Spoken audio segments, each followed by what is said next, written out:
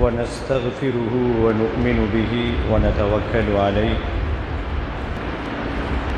ونعوذ من شرور أنفسنا وسيئات أعمالنا من يهده الله فلا مضل له ومن يضلل فلا هادي له وأشهد أن لا إله إلا الله وحده لا شريك له وأشهد أن محمدًا عبده ورسوله أرسله بالحق بشيرا ونذيرا وداعيا إلى الله بإذنه وسراجا منيرا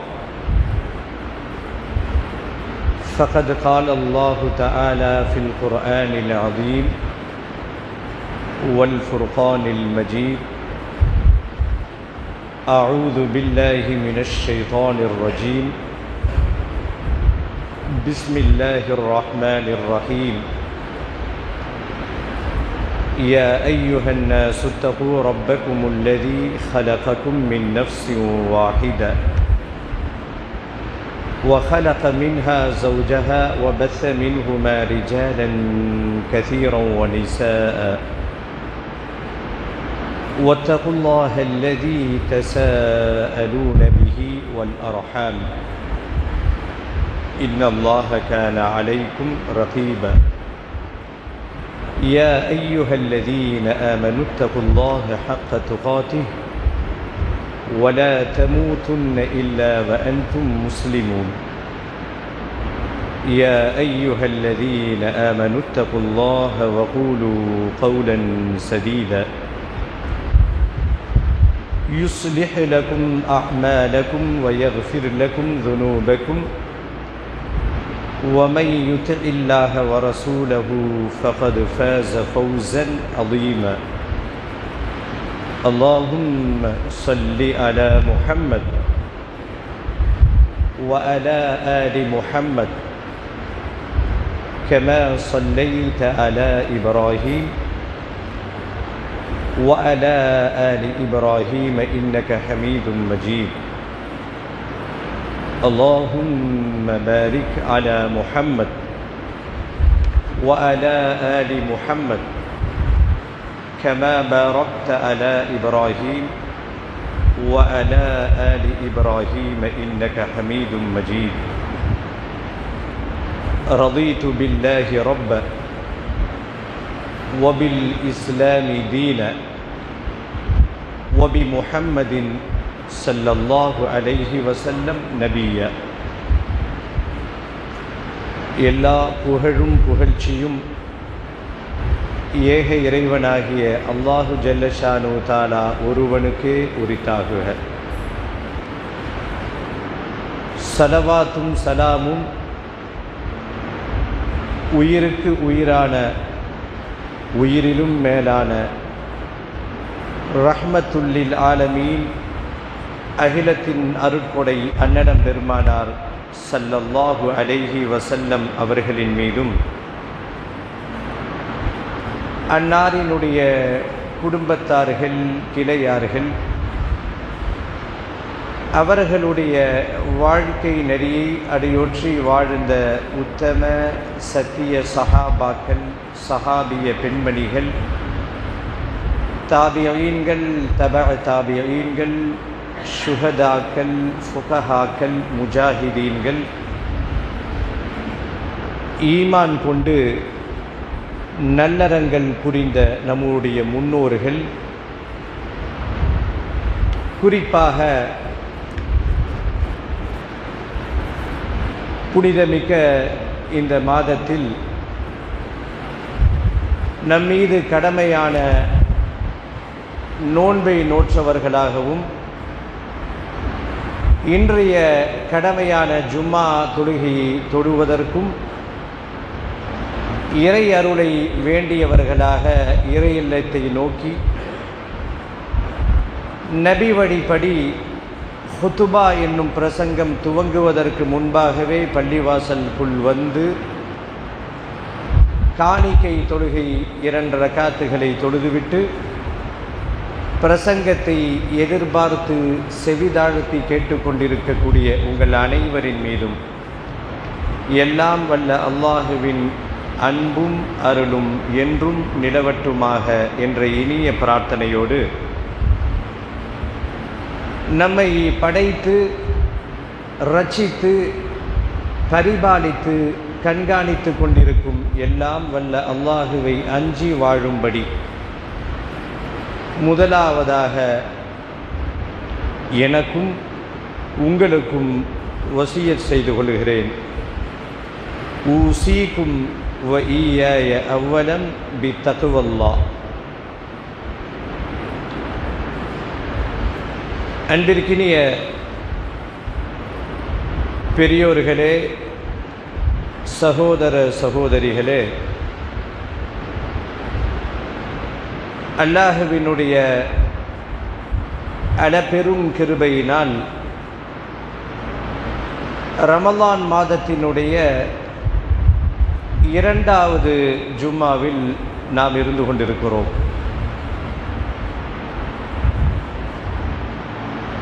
நம்மை விட்டும் ரமலானிய நாட்கள் மிக வேகமாக செல்வதை உணர்ந்த நம்முடைய முன்னோர்கள் ரமலானுடைய பொழுதுகளை பற்றி சொல்லுகின்ற பொழுது இப்படி சொல்லுவார்கள்: ரமலானில் நாட்கள் வேகமாக கடியும். எப்படி தெரியுமா? 3 பத்துகளாக பிரித்து முதல் 10 நடந்து செல்லும், 2வது 10 ஓடி போகும், 3வது 10 பறந்து செல்லும் என்று நம்முடைய முன்னோர்கள் அனுபவத்தால் சொல்லி வைத்ததை நம்மால் உணர முடிகிறது. இப்பொழுதுதான் ரமலான் துவங்கியதை போல ஒரு உணர்வு ஏற்பட்டது. மக்களெல்லாம் ஆவலுடன் முதல் பிறையை எதிர்பார்த்து பிறை பார்க்கப்பட்டு விட்டதா, நோன்பு துவங்கலாமா என்றெல்லாம் குதூகலத்திலே விசாரித்த அந்த நாட்கள் இப்பொழுதுதான் தொடங்கியதை போல தெரிகிறது. கிட்டத்தட்ட ரமலானினுடைய 13 நோன்புகளை இறை அருளால் நாம் நிறைவு செய்திருக்கிறோம். அல்ஹம்துலில்லாஹ்.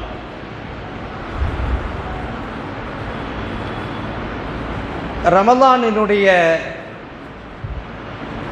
13 நாட்கள் நிறைவு பெற்றுவிட்ட இந்த சூழலில் ஒரு மினி டெஸ்ட், ஒரு சிறிய பரிசோதனை நமக்கு தேவைப்படுகிறது.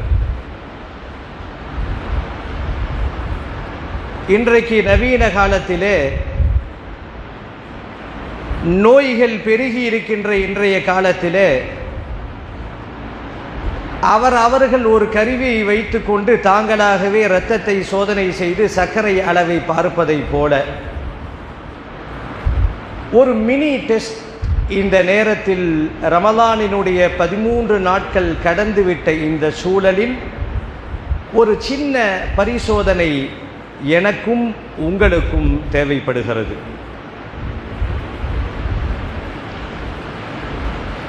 அல்லாஹ்வினுடைய பேரருளால் நம்மை விட்டும் கடந்து சென்றவர்களுக்கு கிடைக்காத ஒரு அளப்பரிய பாக்கியமான ரமலானிய பாக்கியத்தை அல்லாஹ் நம் கைக்கு கொடுத்திருக்கிறார். ரமலான் வந்தது. ரமலான் வருவதற்கு முன்பாக நம்முடைய வசனங்கள் எல்லாம் எப்படி இருந்தது என்றெல்லாம் நாம் சொல்லித்தான் நீங்கள் தெரிய வேண்டும் என்ற அவசியமே இல்லை. ரமலானுக்குள் நுழைவதற்கு முன்பாக ஒவ்வொருவரும் ஒரு நீண்ட பட்டியலை வைத்திருப்பார்கள். எப்படியாவது இந்த ரமலான்ல ஒரு நோன்பை கூட தவற விடாமல் முழு நோன்புகளையும் வைத்துவிட வேண்டும் என்று சில வாய்ச்சொல் வீரர்கள் சவால் விட்டிருப்பார்கள். இன்னும் சிலர்கள் எனக்கு தெரிஞ்சு ஒரு 40 வருஷமா இதே வசனத்தை பேசி இருக்கக்கூடிய ஒரு கூட்டமும் நம்மிடத்திலே இருக்கிறது. என்ன பேசுவாங்க தெரியுமா? எப்படியாவது இந்த ரமலான்ல இருந்து குர்ஆன் ஓத கற்றுக்கணும் அப்படின்னு 18 வயசிலே போடப்பட்ட சபதம் பேரன் பேத்தியெல்லாம் எடுத்த பிறகும் கூட இன்றைக்கும் அந்த சபதம் புத்துணர்வாக ரினிவல் செய்யப்படுகிறது. ஒவ்வொரு ரமலானினுடைய துவக்கத்திலும் நாம் அனைவரும் வாய்ச்சொல் வீரர்களாக இருக்கிறோமே ஒழிய செயல்பாட்டாளர்களாக மாறியது மிக குறைவானவர்கள் என்பது நான் சொல்லித்தான் நீங்க தெரிய வேண்டும் என்ற அவசியமே இல்லை. ரமலான் துவங்குவதற்கு முன்பாக எவ்வளவு எதிர்பார்ப்புகள், என்ன குதூகலம், இப்படி பிடித்து விடுவேன், அப்படி பிடித்து விடுவேன், இதை செய்து விடுவேன், அதை செய்து விடுவேன் என்று பக்கங்களாக வசனம் பேசிய இஸ்லாமிய குடும்பங்கள் இன்றைக்கு எங்கே சென்றது? ஒரு 13 நாட்கள் ரமலானை கடந்த பிறகும் நம்முடைய நிலைப்பாடுகள் எப்படி இருக்கிறது என்பதை நானும் நீங்களும் பரிசோதனை செய்து கொள்வதற்கான ஒரு களமான இந்த ஜும்மாவை நான் எடுத்துக்கொள்ள கடமைப்பட்டிருக்கிறேன்.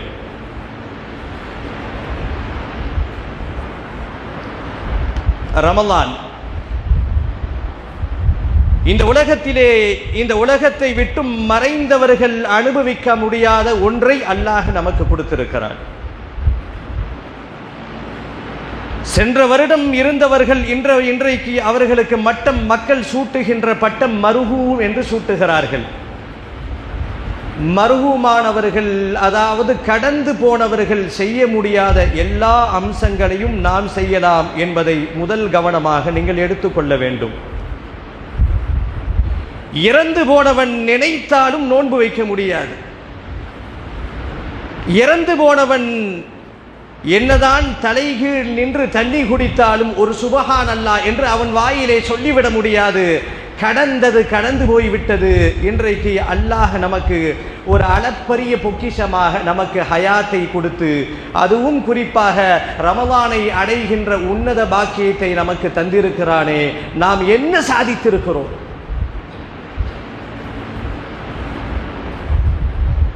ரமலான் துவங்குவதற்கு முன்பாக கிட்டத்தட்ட எல்லா முஸ்லிம்களும் வாய்ச்சொல் வீரர்களாகவே இருந்திருக்கிறோம். வெட்கமாக இருக்கிறது. எப்படியாவது இந்த ரமலானில் இருந்து நான் ஐவேளை தொழுகையை பிடித்து விடுவேன் என்று சொல்லக்கூடிய கூட்டம் சில கூட்டம். இதே இந்த வசனத்தை 40 வருடங்களாக கூறிக்கொண்டே இருப்பார்கள். ரமலான் நான் மாற்றம் எனக்குள் வந்துவிடும், ரமலானிலே மாற்றங்கள் எனக்குள் நிகழும் என்று சொல்லியே இதுவரைக்கும் ரமலானை கடத்துகின்ற ஒரு கூட்டம் நம்மிடத்திலே இருக்கிறதா இல்லையா? இது ஒரு அளப்பரிய நியாமத் என்பதை புரிந்து கொண்டால்தான் இந்த அருளை நாம் சரியாக பயன்படுத்திக் கொள்ள முடியும். சகோதரர்களே, முதல் செய்தி அமல் செய்கிறது. இரண்டாவது பார்ட். முதல் பகுதி அல்லாஹ் நம்மை உயிரோடு வாழ வைத்திருக்கிறானே, அதற்கு நாம் நன்றி செலுத்த வேண்டாமா? இந்த ரமலானுக்கு முன்பாக எத்தனையோ சகோதர சகோதரிகள் ரமலானை எதிர்பார்த்து இந்த உலகத்திலே வாழ்ந்திருக்கிறார்கள். கடந்த வருடம் நம்மோடு உட்கார்ந்து சஹர் சாப்பிட்டு இருந்தார்கள். கடந்த வருடம் நம்மோடு இருந்து இஃப்தாரை குதூகலமாக இஃப்தாரை திறந்தார்கள். புத்தாடை அணிந்து கொண்டு ஈதுக்கு வந்தார்கள். எல்லாம் செய்தவர்கள் இன்றைக்கு மக்கள் அவர்களுக்கு கொடுத்திருக்கின்ற பட்டம் மர்ஹூமானவர்கள். ஒன்றை தெரிந்து கொள்ளுங்கள் சகோதரர்களே, நமக்கு அந்த பட்டம் வழங்கப்படவில்லை, இனிமேல் வழங்கப்படும். நாம் வாய்ச்சொல் வீரர்களாகவே இருந்து கொண்டிருக்கிறோம். வெட்கமாக இருக்கிறது. எவ்வளவு பெரிய பாக்கியம் அல்லாஹ் இந்த ரமலானிலே ஹயாத்தை கொடுத்திருக்கிறானே, ஒரு பாக்கியம் இல்லையா? அல்லாஹ் நம்மை இந்த உலகத்திலே வாழ செய்திருக்கிறானே, இன்னும் கொஞ்சம் வாழ்ந்து கொள் என்று அவகாசம் கொடுத்திருக்கிறானே, இது பாக்கியமாக தெரியவில்லையா? நம் கையில் கிடைத்திருக்கக்கூடிய இந்த ரமலானை நம் சமூகம் எப்படி பயன்படுத்தி கொண்டிருக்கிறது என்று பார்த்தால்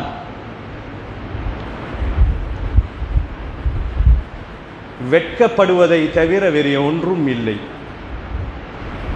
ஒன்றை நினைவில் வைத்துக் கொள்ளுங்கள் சகோதரர்களே, ஒரு அளப்பரிய பாக்கியம், ரமலானிய பாக்கியம். இந்த மாதத்திலே உயிரோடு வாழ்வதற்கு அல்லாஹ் நமக்கு அருள் புரிந்திருக்கிறானே, இந்த அற்புதமான சான்ஸை, இந்த அற்புதமான வாய்ப்பை ஏன் பயன்படுத்திக் கொள்ள நாம் தயங்குகிறோம்?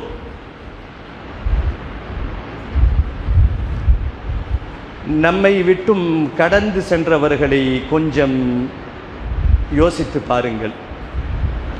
என் சகோதரன் போன ரமலானிலே இருந்தால் இன்றைக்கு இல்லை, என்னவள் இருந்தால் இன்றைக்கு இல்லை, என் குடும்பத்தார் இருந்தார் இன்றைக்கு இல்லை. யார் யாரெல்லாம் இந்த உலகத்தை விட்டும் பிரிந்து சென்றார்களோ அவர்களை கொஞ்சம் நினைத்து பாருங்கள். அவர்கள் வாழுகின்ற உலகம் தனி.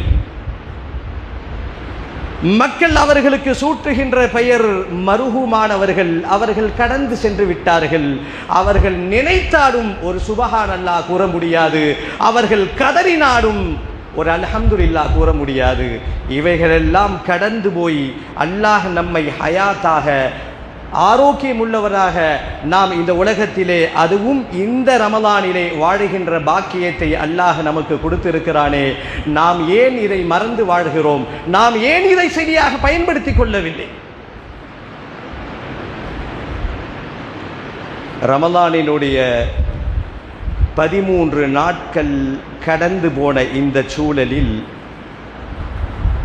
ஒரு மினி டெஸ்ட் எனக்கும் உங்களுக்கும் தேவைப்படுகிறது. லேபில் போய் இரத்தத்தை கொடுத்து பரிசோதனை செய்யப்படக்கூடிய டெஸ்ட் அல்ல. லேபிலே இரத்தத்தை கொடுத்து என்னென்ன நோய்கள் எல்லாம் இருக்கிறது என்று அறியக்கூடிய சோதனை அல்ல. இந்த சோதனையை இன்றைய பொழுதிலே நானும் செய்ய வேண்டும், நீங்களும் செய்ய வேண்டும். காரணம், ரமலானிய அற்புதம் நம்மை விட்டும் சென்று கொண்டிருக்கிறது சகோதரர்களே. அது அடுத்த வருடம் கிடைக்குமா கிடைக்காதா என்ற எந்த உத்தரவாதமும் இல்லாத சூழலில் தற்சமயம் அல்லாஹ் நம்மை ஹயாத்தாக வைத்திருக்கிறான்.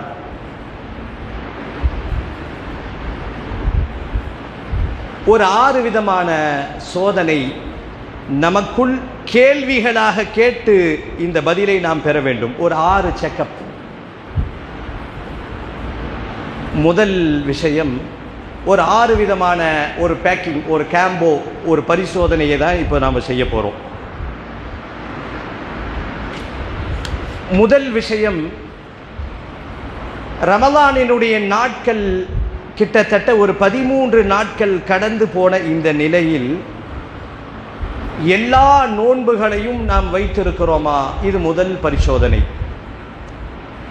உங்கள் மனதிற்குள் இந்த கேள்வியை கேட்டு அப்படியே டிக் செய்து கொள்ளுங்கள், அப்படியே மார்க் போட்டுருங்க. ரமலான் துவங்கியதிலிருந்து நான் இதுவரைக்கும் எந்த நோன்பையும் விடாமல் நான் வைத்திருக்கிறேனா? முதல் கேள்வி. ஒரு 6 விதமான பரிசோதனை கொண்ட ஒரு கேம்போ உங்களுக்கு இப்போ நான் உங்களுக்கும் எனக்கும் நினைவூட்டுகிறேன். 13 நாள் ஆயிடுச்சு. சில பேர்களுக்கு முன்பின் கணக்கு முன்ன பின்ன இருக்கலாம். இதிலிருந்து துவக்கத்திலிருந்து இதுவரைக்கும் நான் நோன்பை சரியாக வைத்திருக்கிறேனா? அப்படி வைத்திருந்தால் அல்ஹம்துலில்லாஹ் உறக்க சொல்லுங்கள், டிக் செய்துவிட்டு அடுத்த பதிலுக்கு செல்லுவோம். இரண்டாவது, ஒரு முக்கியமான பரிசோதனை. அதிகமானவர்கள் இந்த பரிசோதனையிலே தோற்று போய்விடுகிறார்கள். இதில் என்ன ஒரு பெரிய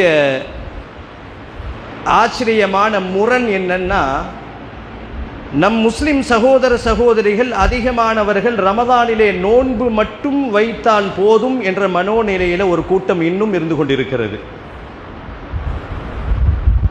அவர்கள் மக்கள் பார்வையில் நோன்பாளிகள். சஹர் செய்திருப்பார்கள், இஃப்தார் செய்வார்கள், எல்லாம் நடக்கும். ஆனால் இறைவனுடைய பார்வையிலே அவர்கள் நோன்பாளிகள் அல்ல. நோன்பு என்றால் என்ன? பாயிண்ட் டு பாயிண்டாக, பாயிண்ட் டு பாயிண்ட் என்று சில பேருந்திலே குறிப்பிடுவதை போல சஹரிலே சாப்பிட்டு விட்டு உறங்க சென்று விட்டு எந்த அமலும் செய்யாமல் இஃப்தாருக்கு விடிப்பதா? அல்லது சஹரை சாப்பிட்டு விட்டு ஊர் சுற்றி விட்டு எல்லா பலாய்களையும் கழுவி விட்டு கடைசியிலே இஃப்தாரிலே சென்று போய் முடிப்பதா? என்று பார்த்தால் இன்றைக்கு நம் சமூக மக்கள் அதிகமானவர்கள் வயிற்றிற்கு மட்டும்தான் நோன்பு வைக்கிறார்களே தவிர இஸ்லாம் கூறிய அல்லாஹ் எதிர்பார்த்த அந்த நோன்பை வைக்கவில்லை என்பதுதான் கொஞ்சம் வேதனையான விஷயம். சில ஊர்ல நோன்பு வைக்காதவர்களுக்கு ஒரு டைலாக் ஒன்று பேசுவார்கள், வைத்து நோன்பு என்று சில குழந்தைகள் எல்லாம் சொல்வார்கள். இவன் வைத்து நோன்பு. இது உண்மையிலேயே பார்த்தா இந்த பேர் நமக்கு தான் இது பொருத்தமாக இருக்கும். மற்ற காலத்திற்கும் நமக்கும் உள்ள வித்தியாசம், இந்த மாதத்திற்கும் உள்ள என்ன வித்தியாசம்? வயிறு நோன்பா இருக்கிறதே ஒழிய மீதி எல்லா உறுப்புகளும் அதனுடைய சேட்டைகளை இது செய்து கொண்டே இருக்கிறது. கண்கள் அலைபாய்கிறது, கைகள் மோசடி செய்கிறது, கால்கள் வேறு பக்கம் நடந்து செல்கிறது, சிந்தனை தடுமாறுகிறது. இப்படி எல்லா உறுப்புகளும் அதன் அதன் திசையிலே பயணித்து வயிறு மட்டும் நோன்பாக இருப்பதை நோன்பே இல்லை என்று மார்க்கம் சொல்லுகிறது. நீ பட்டினி கிடக்கிறாய், அவ்வளவுதான். எவ்வளவு அழகான ஒரு உதாரணம் மார்க்கம் சொல்கிறது. ருப்ப சாயிமின், எத்தனையோ நோன்பாளிகள் நம்மை போல 14 மணி நேரங்கள் நோன்பு நோற்றிருப்பார்கள், கடும் பசி தாங்கிக் கொண்டிருப்பார்கள், தாகத்தை தாங்கித்துக் கொண்டிருப்பார்கள். ஆனாலும் அல்லாஹ்வினுடைய பாதையிலே அவர்கள் நோன்பாளிகளே அல்ல. அப்பொழுது யார் அவர்கள்? அவர்கள் பட்டினி கிடக்கிறார்கள், அவ்வளவுதான். உன் பட்டினி எனக்கு தேவையில்லை, அல்லாஹ் சொல்லுகிறான். உன் பட்டினி எனக்கு தேவையில்லை, உன் உண்ணாவிரதம் எனக்கு தேவையில்லை. நோன்பு என்று சொன்னால் சகோதரர்களே, பட்டினி கிடப்பது மட்டும் நோன்பு அல்ல, எல்லா உறுப்புகளும் நோன்பாக இருக்க வேண்டும் என்றுதான் மார்க்கம் சொல்லுகிறது, அல் குர்ஆன் சொல்லுகிறது. இந்த லிஸ்டை எடுத்து பார்த்தா கொஞ்சம் பயமாகத்தான் இருக்கிறது. கிட்டத்தட்ட நம்மளுடைய பல விக்கெட்டுகள் இதில் விழுந்துருது. மற்ற நாட்களுக்கும் இந்த நாட்களுக்கும் பெரிய வித்தியாசம் என்னன்னு பார்த்தா சாப்பிடாம இருக்கிறோம், அவ்வளவுதானே ஒழிய எல்லா அநியாயங்களும் இந்த மாதத்திலே செய்யப்படுகிறது. எந்த வாய்கள் நிரந்தரமாக ஃபித்னா பேசக்கூடாது என்று மார்க்கம் சொல்லியதோ அந்த வாயிலே ஃபித்னா பேசிக் கொண்டிருக்கிறோம், அந்த வாயிலே குழப்பங்களை விளைவித்துக் கொண்டிருக்கிறோம். எல்லா முசீபத்துகளையும் எல்லா பாவங்களையும் துணிந்து செய்துவிட்டு நான் நோன்பு இருக்கிறேன் என்று சொன்னால் உன்னுடைய நோன்பு, நம்முடைய நோன்பு அல்லாஹுக்கு தேவையே இல்லை. இந்த நோன்பை பற்றி ஒரே ஒரு டெஃபினேஷன் விளக்கம் கொடுக்கணும்னா, இந்த நோன்பு மாற்றங்களை உண்டு பண்ணி இருக்க வேண்டும். வரலாறை இரண்டாக பிரிப்பார்கள் அல்லவா, கீபு கீமி, கேள்விப்பட்டிருப்போம். ஒரு மூமினுடைய வாழ்க்கையிலே, ஒரு முஸ்லிமுடைய வாழ்க்கையிலே 2 தான் சகோதரர்களே, ரமலானுக்கு முன்பு ரமலானுக்கு பின்பு.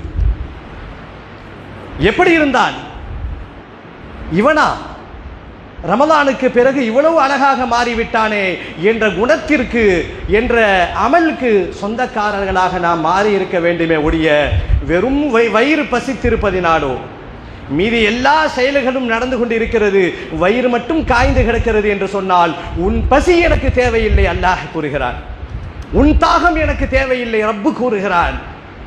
அப்போ நோன்பினுடைய அடிப்படை பசித்திருப்பது மட்டும் அல்ல, அது மாற்றங்களுக்கான மாதம் என்பதை புரிந்து கொண்டால் நம்மிடத்திலே மிராக்கிள், ஒரு அதிசய மாற்றங்கள் நிச்சயமாக திகழ்ந்தாக வேண்டும்.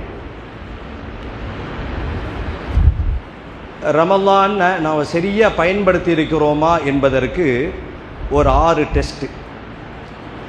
முதல் டெஸ்ட்டு, ரமலானினுடைய துவக்கத்திலிருந்து இதுவரைக்கும் நாம் சரியாக நோன்பு வைத்திருக்கிறோமா, அல்ஹம்துலில்லாஹ் அப்படின்னு திருப்தியாக இருந்துச்சுன்னா அல்ஹம்துலில்லாஹ்னு சொல்லுங்க. அடுத்து இரண்டாவது, ஐவேளை தொழுகையை பேணுதலாக இமாம் ஜமாத்தோடு பள்ளிவாசலுக்கு வந்து தொழுதிருக்கிறோமா என்ற கேள்வியை நம் முன் வைத்தால்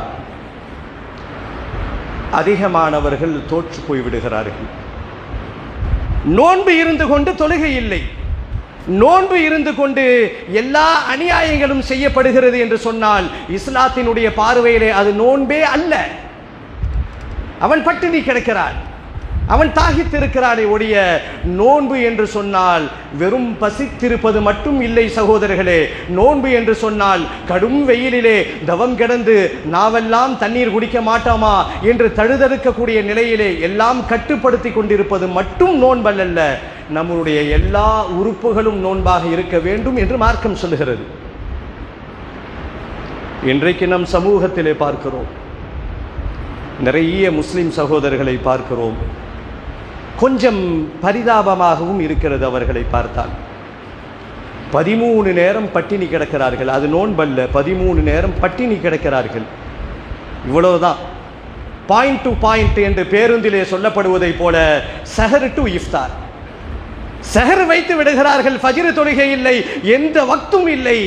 இன்னும் சொல்ல போனால் மற்ற மாதங்களிலே செய்யாத எல்லா அநியாயங்களும் அல்சாட்டியங்களும் எல்லா ஃபித்னாக்களும் ஃபசாதுகளும் இன்றைக்கு நோன்பு வைத்து கொண்டு நோன்பாளிகள் என்ற போய் பெயரிலே செய்யப்படுகிறதா இல்லையா? இஸ்லாம் இவர்களை வன்மையாக கண்டிக்கிறது. இவர்கள் நோன்பாளிகளே அல்ல. உன்னுடைய பட்டினி அல்லாஹுக்கு தேவையில்லை, உன்னுடைய தாகம் அல்லாஹுக்கு தேவையில்லை. நோன்பு வயிற்றை காய போடுவது மட்டும் நோன்பு இல்லை சகோதரர்களே. நம்முடைய உணர்வுகளையும் கட்டுப்படுத்த வேண்டும், அதுதான் நோன்பு. இரண்டாவது டெஸ்ட், 5 வேளையை பேணுதலாக இமாம் ஜமாத்தோடு தொழுதிருக்கிறோமான்னு நமக்குள்ளேயே இந்த கேள்வியை இப்போ கேட்குறவங்க நீங்களே டிக் பண்ணிக்கணும். முதல் கேள்வி, எல்லா நோன்பையும் வைத்திருக்கிறேனா?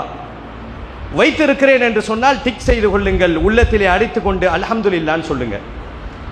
இரண்டாவது, 5 வேளை தொழுகையை பேணுதலாக ரமதானினுடைய துவக்கத்திலிருந்து நான் ஜமாத்துடன் பள்ளிவாசலுக்குள்ள வந்து தொழுகிறேனா? இல்லை என்று யாராவது இந்த கூட்டத்திலே இருந்தால் கொஞ்சம் விழித்து கொள்ளுங்கள். நோன்பு மாசம் வெறும் வயிற்றை காய போடுவதற்கு மட்டும் நோன்பு அல்ல என்பதை புரிந்து கொள்ளுங்கள். மூணாவது, முன்பின் சுன்னத்துகளை பள்ளிவாசல்ல வந்து பேணுதலாக தொழுகிறோமா? நாலாவது, குர்ஆன் ஓதுகிறோமா? இப்போ நான் சொல்கிற இந்த 6 டெஸ்ட்டையும் நம்முடைய செயல்களோடு ஒப்பிட்டு பார்க்கணும். கிட்டத்தட்ட நோன்பில் எல்லாமே பாஸ் ஆகிடுவோம், எல்லோருமே நோன்பு வைப்போம். ஆனால் இதில் என்ன ஒரு பெரிய வேதனைன்னா, கிட்டத்தட்ட ஒரு 13 மணி நேரத்துக்கு மேலே கடுமையாக வயிற்றை காய போட்டு தண்ணி கூட குடிக்காம எத்தனையோ நோன்பாளிகளுடைய நோன்பை அல்லாஹ் தூக்கி எறிகிறான் என்று சொன்னால் அப்படிப்பட்ட ஒரு உண்ணாவிரதம் நமக்கு தேவையா? வயிற்றை காய போடுவது நோன்பு அல்ல சகோதரர்களே, அது வேறு. வயிற்றை காய போடுவது மட்டும் நோக்கமல்ல, எல்லா உறுப்புகளும் நோன்பு இருக்க வேண்டும், எல்லா உணர்வுகளும் கட்டுப்படுத்த வேண்டும். இவைகளெல்லாம் சேர்ந்த ஒரு காம்போதான் நோன்பே ஒழிய நானும் நோன்பு நோக்கிறேன் என்று சஹரை சாப்பிட்டு விட்டு பாயிண்ட் டு பாயிண்டை போல தூங்கி எழுந்துச்சு ஃபஜ்ர் தொழுகாமல் காலையிலே 10 மணிக்கு எழுந்திருச்சு குடித்துவிட்டு நண்பரோடு கட்ட பேச்சுகளை எல்லாம் பேசிவிட்டு பிறகு ஒரு குளியல், பிறகு ஒரு இஃப்தார், இப்படி குதூகலமாக கழிக்கக்கூடிய எத்தனையோ சகோதர சகோதரிகள் இன்றைக்கும் நம்மிடத்திலே வாழ்ந்து கொண்டிருக்கிறார்கள் என்பது இல்லை என்று நீங்களும் சொல்ல முடியாது, நானும் சொல்ல முடியாது. நிதர்சனமான உண்மை, கண்கூடாக நாம் பார்த்துட்டு இருக்கிறோம். நோம்புன்னா அவர்கள் என்ன நினைச்சிட்டு இருக்கிறாங்க? வெறும் பட்டினி கிடந்தா போதும்னு நினைக்கிறாங்க. இந்த பட்டினி அல்லாஹுக்கு தேவையில்லை, உன்னுடைய விரதம் அல்லாஹுக்கு தேவையில்லை. உணர்வுகளால் கட்டுப்படுத்தப்பட்ட நோன்பாக நம்முடைய நோன்பு இருக்க வேண்டும். அடுத்து 5வது சோதனை, 5வது பரிசோதனை, குர்ஆன் ஓதணும், நோன்பில் 5 வேளை தொழுகணும், சுன்னத்தை தொழுகணும். அடுத்து நம்மால் முடிந்த தான தர்மங்களை செய்யணும். 6வது முக்கியமான பரிசோதனை, எந்த ஒரு தீய செயல்கள், தீய எண்ணங்கள் நம்முடைய உள்ளத்திலே, நம்முடைய செயல்களிலே வந்து விடாமல் பாதுகாத்து கொள்ள வேண்டும். இந்த 6 பரிசோதனையும் நமக்கு சரியாக பாசிட்டிவாக இருந்தால், பெர்ஃபெக்டாக இருக்குது அப்படின்னா அல்ஹம்துலில்லாஹ், அல்லாஹுவை புகழ்ந்து விட்டு எஞ்சி இருக்கக்கூடிய இந்த ரமலானை முழுவதுமாக அர்த்தமுள்ள வகையில் கழிப்பதற்கு அல்லாஹ்விடத்திலே பிரார்த்தனை செய்யணும். இல்லை நோன்புல நாங்கள் நோன்பு மட்டும்தான் வைக்கிறோம், வேற எந்த செயலும். ஏன்னா நிறைய சகோதரர்களை பார்க்கிறோம், சஹர் சாப்பிட்டு விட்டு தூங்குகிறார்கள், ஃபஜ்ர் தொழுகை கட்டு. காரணத்தை கேட்டால் இடுப்பை கீழே வைத்தேன், எழுந்திருச்சு பார்த்தால் 10 மணி என்று அசால்ட்டாக சொல்லுகிறார்கள். இந்த தொழுகை இல்லாமல் எந்த ஒரு அமலும் இல்லாமல் யாராவது நோன்பு நோற்றால் ஒன்றை உறுதியாக மனதிலே பதிய வைத்துக் கொள்ளுங்கள், நீங்கள் நோன்பு இல்லை, நீங்கள் பட்டினி கிடக்கிறீர்கள். பட்டினிக்கும் நோன்புக்கும் நிறைய வித்தியாசங்கள் உண்டு.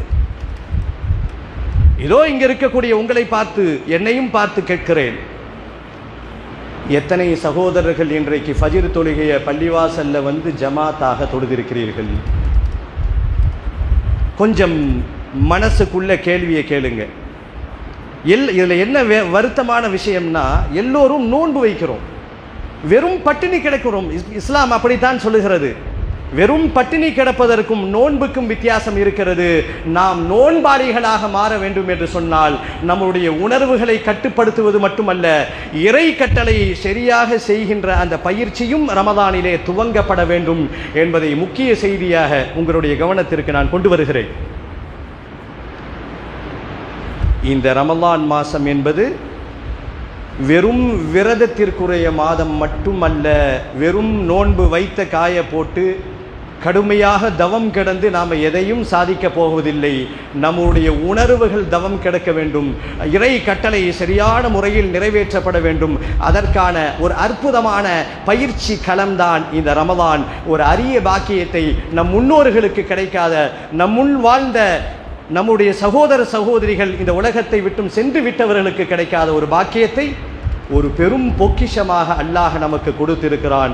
சில நாட்கள் கடந்துவிட்ட சூழலில் இந்த ரமலானை யார் யாரெல்லாம் சரியான முறையில் பயன்படுத்தி கொண்டிருக்கிறார்களோ, சரியான முறையில்னா நாம் தப்பாக நினச்சிக்க கூடாது. சஹரையும் இஃப்தாரையும் ஒரு பிடிப்பது மட்டும்தான் சரியான அப்படின்லாம் இல்லை. அமல்களில் தெளிவாக இருக்கணும். 5 வேளையை பேணுதலாக ஜமாத்தோட தொழுகணும். முன்பின் சுன்னத்துகள் தொடப்பட வேண்டும். குர்ஆன் அதிகமாக ஓதப்பட்டிருக்க வேண்டும். நல்ல அமல்கள் செய்யணும். நம்முடைய நாவிலிருந்து வரக்கூடிய பேச்சுகள் சுத்தமாக இருக்கணும். யாரை பற்றியும் குறை சொல்லக்கூடாது, புறம் பேசக்கூடாது, பெருமை அடிக்கக்கூடாது. எல்லாம் சேர்ந்த ஒரு காம்போ தான் இந்த நோன்பே ஒழிய வெறும் பட்டினி மட்டும் நோன்பு இல்லை என்பதை நம் சமூகம் புரிந்து கொள்ள வேண்டும். இந்த எல்லா காம்போவும் சேர்ந்தது தான் ரமதானே ஒழிய நானும் நோன்பு நோக்கிறேன் என்ற அலாரம் வைத்துவிட்டு பாயிண்ட் டு பாயிண்ட் பேருந்தை போல காலையில் 4:30 மணிக்கு சாப்பிட்டு விட்டு எந்த தொழுகையும் இல்லாமல் இடைநில்லா பேருந்து என்று சொல்லப்படுவதை போல லுஹரும் இல்லை, அசரும் இல்லை, மகரிபும் இல்லை. கேட்டால் பாயிண்ட் டு பாயிண்ட், எங்களுக்கு எந்த தொழுகையும் தேவையில்லை, சஹர் டு இஃப்தார் ஃபேஷனாக பேசிவிடுகிறார்கள். சஹர் டு இஃப்தார், இவ்வளோதான் இன்னைக்கு நிறைய பேருடைய நோன்பு. கொஞ்சம் இந்த கூட்டத்தில் யாராவது இந்த மாதிரி கேட்டகிரியில் இருந்தால் என்னையும் சேர்த்து சொல்லிக் கொள்கிறேன். எந்த இபாதத்தும் இல்லை, சஹர் சாப்பிட்றோம்.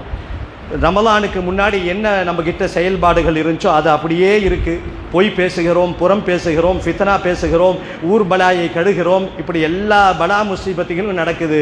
இப்பையும் இப்படி நடக்குது அப்படின்னா உன் நோன்பு நமக்கு தேவையில்லை, அல்லாஹ் தூக்கி எறிந்து விடுவான் என்பதை ஒரு முக்கிய எச்சரிக்கையாக இந்த நேரத்திலே நான் உங்களுக்கும் எனக்கும் என் சிந்தனைக்கும் உங்கள் சிந்தனைக்கும் கொண்டு வருகிறேன். ரமலான் பட்டினிக்கான மாதம் அல்ல, ரமலான் வெறும் தாகத்திற்கான மாதம் அல்ல, ரமலான் மாற்றத்திற்கான மாதம் என்பதை புரிந்து கொள்வோம்.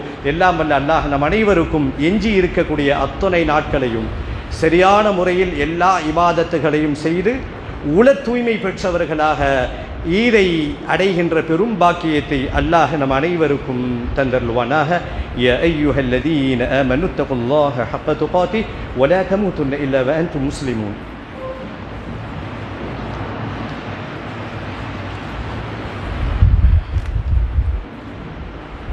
அல்ஹம்துலில்லாஹில்லதீ வகஃபா வஸலாமுன் அலா இபாதிஹில்லதீன இஸ்தஃபா. கண்ணியத்திற்குரிய பெரியோர்களே, இளைஞர்களே, சிறார்களே, சகோதர சகோதரிகளே, இன்றைய ஜும்மாவினுடைய முதல் பிரசங்கத்தில் இந்த உம்மத்திற்கு, இந்த சமுதாயத்திற்கு தேவையான மிக மிக முக்கியமான ஒரு செய்தியை உங்களுடைய கவனத்திற்கும் என்னுடைய கவனத்திற்கும் பகிரப்பட்டது. ரமலான் மாதம் என்பது வெறும் பட்டினி கிடப்பதற்கான மாதம் அல்ல என்பதை நாம் புரிந்து கொள்ள வேண்டும்.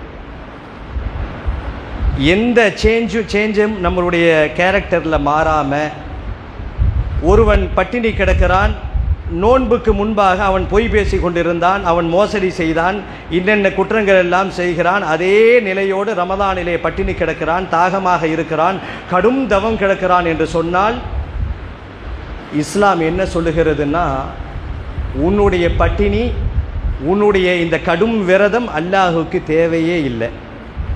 வெறும் உடலை வருத்தி கொள்வதோ வயிற்றை காய போடுவதினால் இஸ்லாம் எந்த ஒரு மாற்றமும் படப்போவதில்லை என்றும் மார்க்கம் சொல்லுகிறது.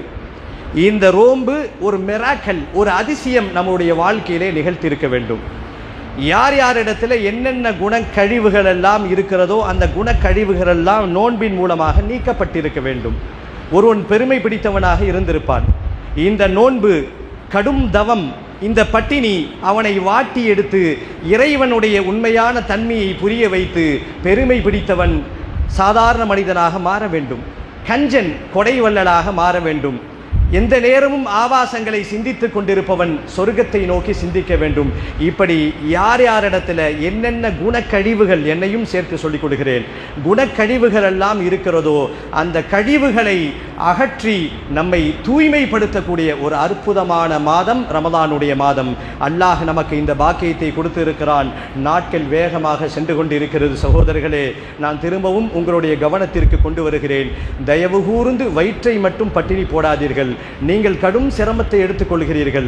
அதுவும் சில வியாபாரிகள்லாம் நாம் பார்க்குறோம், அவர்கள் நோன்பு வைத்து கொண்டு வியாபாரத்தையும் கவனித்து கொண்டு, சில தொழிலாளிகள் அடுப்பின் பக்கத்தில் இருந்து கொண்டு கடும் வேக்காட்டிலெல்லாம் அவர்கள் நோன்பு நோக்கிறார்கள். அல்லாஹ் அவர்களுக்கு கூலியை கொடுப்பான். ஆனால் என்னன்னா, நம்மளுடைய கேரக்டர் மாறணும் என்று தான் இஸ்லாம் சொல்லுகிறது. இந்த ரமலானுக்கு முன்பு பின்பு ரமலான் ஒரு அற்புதமான பயிற்சி திட்டமாக இந்த இஸ்லாமியர்களுக்கு நமக்கு அல்லாஹ் வழங்கி இருக்கிறான்.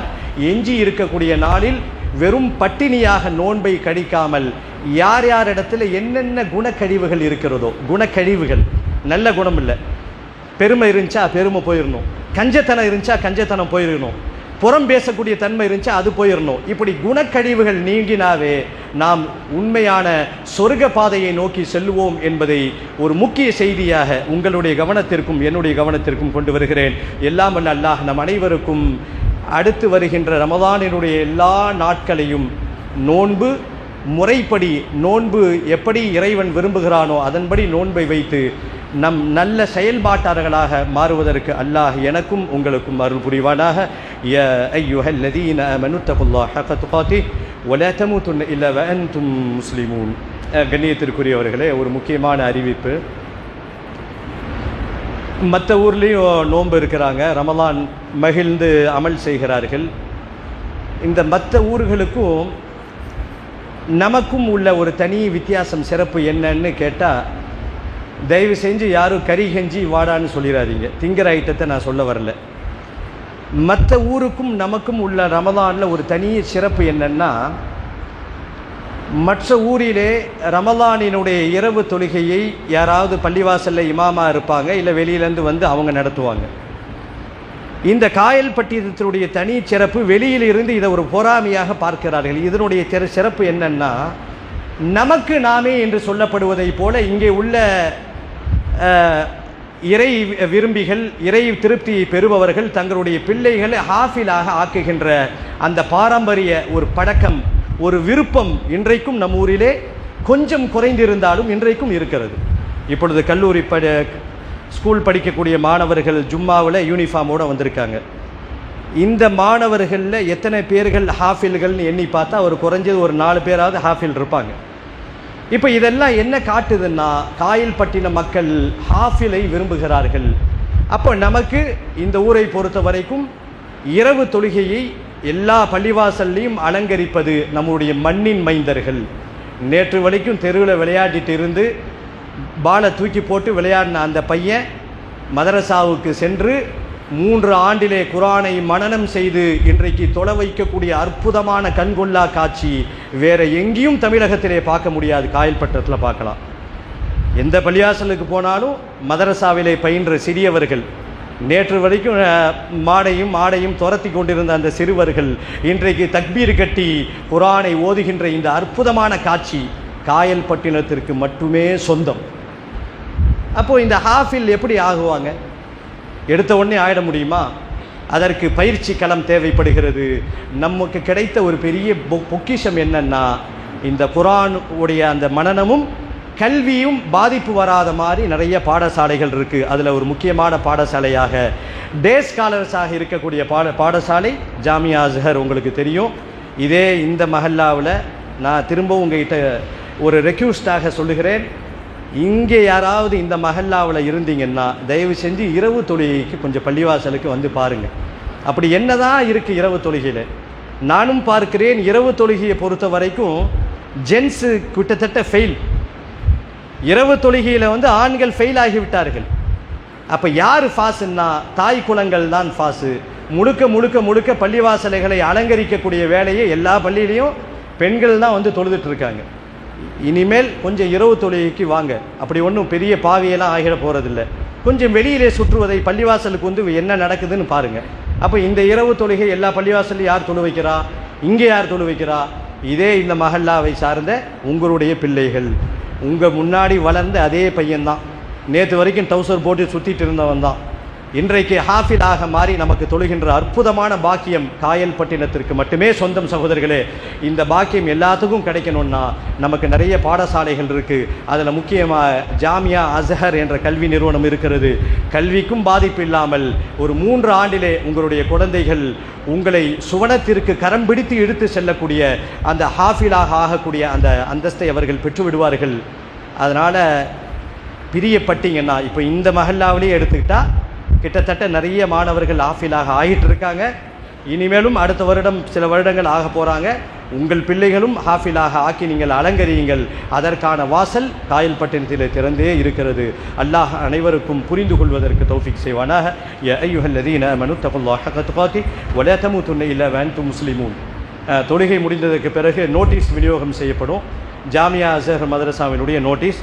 அதை நீங்கள் பெற்றுக்கிட்டு உங்கள் பிள்ளைகளை இன்ஷா அல்லாஹ் ஹிஃபுல் மசாலா சேருங்க.